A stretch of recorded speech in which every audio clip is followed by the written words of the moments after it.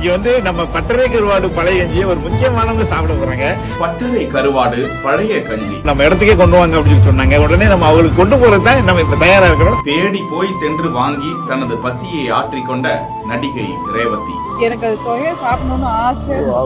பாக்குறதுக்கே ரொம்ப சந்தோஷமா இருக்கு. கொஞ்ச நாள் ஆச்சு பழைய கஞ்சி எல்லாம் சாப்பிட்டு, அதுவும் தொகையல் நான் அப்படியே வெயிட் பண்றேன் சாப்பிடுறதுக்கு. பழைய சோறு, பச்சை மிளகா, தேங்காய் துவையல், மீன் குழம்பு, கருவாட்டு தொக்கு, இந்த காம்போல ரசிச்சு ருசிச்சு சாப்பிடாதவங்க இருக்கவே முடியாது. ரொம்ப ரொம்ப நன்றி. பசியோட வேற இருக்கேன். பெரிய பணக்கார வீடா இருக்கட்டும், ஏழையுடைய குடிசை வீடா இருக்கட்டும், பழைய சோறுக்கு தனி மவுசே உண்டு.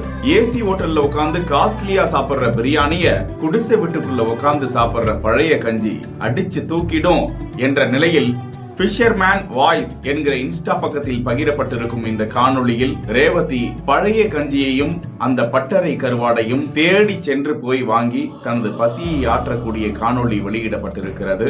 ஓல்ட் இஸ் கோல்டு என்று சொல்வார்கள். நடிகை ரேவதியின் நடிப்பு எத்தனை பேருக்கு பிடிக்கும், அதோடு சேர்ந்து பழைய சோறும் எத்தனை பேருக்கு பிடிக்கும்?